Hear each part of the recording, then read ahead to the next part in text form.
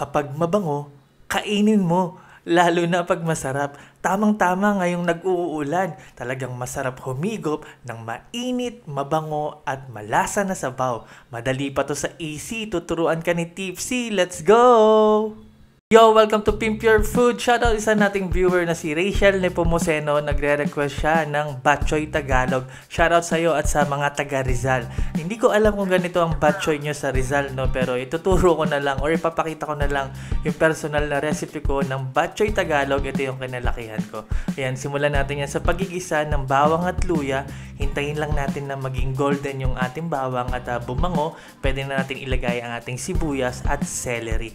Isa sa magpapabango nitong batchoy ay ang celery. Ayan, tapos hintayin lang natin medyo lumambot yung bawang, ang sibuyas at celery, and then ilagay na natin ang ating karne. Ayan, mixture yan ng kasim at ng atay ng baboy. No, siguro kalahating kilo yung kasim and then 200 grams yung atay ng baboy. Ayan, gisa lang natin, season na rin natin ng asin at ng paminta para malasa na talaga, no. Damihan natin ng paminta, yung bagong giling para masarap talaga. Ayan, mabango din yan.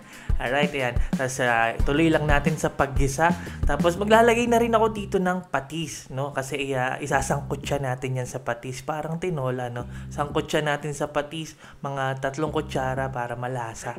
Ayan. Pagkalagay ng patis, haluin ulit natin. Tapos tatakpan. Pagkatakip, saka natin medyo hinaan natin yung apoy, no? Hayaan lang natin na masangkot siya yung ating karne sa nilagay nating mga pampalasa at aromatic sa loob ng mga 10 minuto. Ayan, para lumabas na rin yung katas ng ating baboy. Ayan.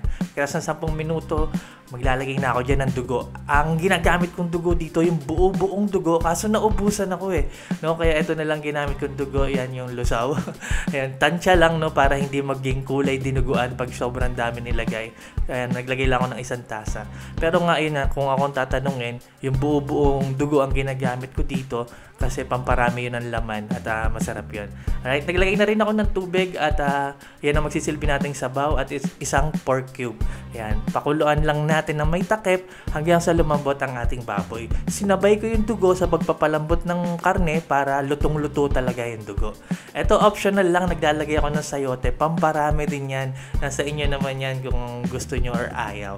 Ayan, pero kung gusto nyo makatipid pamparami, lagyan nyo ng sayote. Ayan, pinalambot lang natin yung sayote and then ilagay na natin yung ating miswa at siling berde. Mabilis lang maluto yung miswa, no? Tatakpan ko lang din. Saglit lang yan pag napansin yung medyo namamaga na yung ating miswa. Ayan, malambot na yan, luto na. Tikman na natin kung ano ang kulang kasi patapos na tayo. Tikman natin yung sabaw. Okay na ako sa alat, kaya paminta at konting MSG or vetchin na lang ang akin nilagay para malinamnam. And then ito magpapabango dito, dahon ng celery at dahon ng sili. Yan. Haluin natin, konting halo na lang, patayin na natin yung apoy. Pwede na yan i-serve. And now look at that. O, diba? Ang sarap. Ayan. Hindi ko alam kung ganito yung batchoy nyo, Rachel, sa Rizal. Pero ito yung batchoy na kinalakihan ko sa Bataan. Ito ang batchoy na Tagalog na alam ko. At isa to sa paborito kong sabaw. Ayan, yan. Sarap kasi nito at ang bango pa. Ayan. So, kung hindi nyo pa nasutara ito, subukan nyo. Panalo to. One of the best na sabaw nating mga Pinoy. Itong Batchoy Tagalog. Ayan. Para sa maraming pang recipes, huwag nyo kalimutan mag-subscribe sa aking YouTube channel, Tipsy Goes Random. Follow nyo ako sa Facebook, Pimp Your Food. Follow nyo rin ako sa TikTok at Kev_Andrade.